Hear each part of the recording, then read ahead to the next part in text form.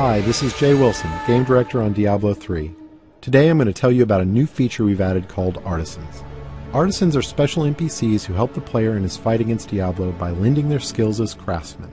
This is a concept of the blacksmith, the first artisan you'll encounter in Diablo 3. You don't start the game with access to artisans. You discover them on your journey through Sanctuary. The loyalty of these craftsmen is not given freely, it has to be earned. When you encounter them in the game, you'll have to gain their trust and loyalty by being the hero that we all know you are. Once you've gained their trust, they will follow you throughout your adventures, aiding you any way that they can.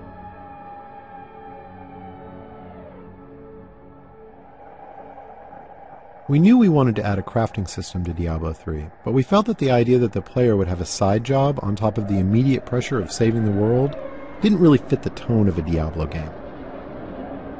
We also didn't want the player to have to spend a ton of time banging on an anvil when they should be out killing things. So instead, artisans will do the crafting for you. As you can see, the blacksmith has set up shop in New Tristram and is ready to help out. Artisans can act as a normal vendor, selling a variety of useful items and purchasing anything you don't want to keep in your bag. All artisans can also craft certain items, depending on the type of artisan. The blacksmith mostly focuses on weapons and some types of armor. On top of that, all artisans have special abilities unique to them. The blacksmith can repair items, but most importantly, he can add gem sockets to some item types that do not already have sockets, regardless of the quality of the item. In addition, all artisans have training options so you can upgrade them, and talk options for that all-important gossip about what's happening in the world of Sanctuary. Let's talk about crafting first. Crafted items are meant to be an alternate way for the player to acquire items. Artisans learn recipes for items as they level up, but some of the best recipes are found in the game world as drops off of monsters. Once an artisan has learned a recipe, he can craft it as long as you provide the materials and some gold to cover his expenses. In keeping with Diablo tradition, we didn't want a crafting system that produced completely predictable items, so most items your artisan creates will have a series of set and random properties. Here we see a few items that have some set, but mostly random properties. These could be good for any class depending on what properties they produce.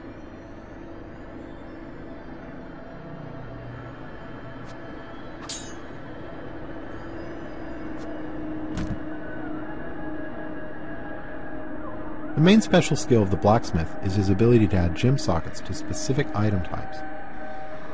This is regardless of quality of the item, so a rare or legendary weapon could have sockets added to it. This allows gems to be used to a much greater degree in Diablo 3 than the previous games.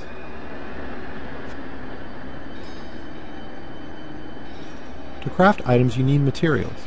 Materials are acquired primarily through salvaging. You can use a special artifact you acquire that allows you to break items down into materials that can be reused in the crafting process.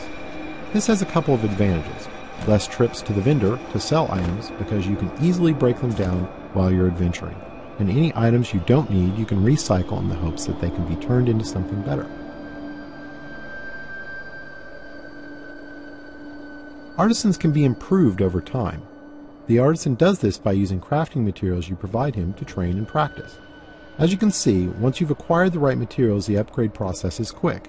The goal here is to put the time investment into acquiring the materials you need through fighting monsters, not have you spend tons of time in town with your vendor.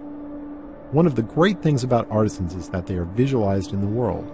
As you can see, now that the blacksmith has leveled up, the look of his shop is improved. Here's an example of how much a single artisan can improve throughout the game with this fully upgraded blacksmith. Once you're done dealing with your artisan, you're free to take your newly acquired fat loot and return to monster fighting and rainbow viewing.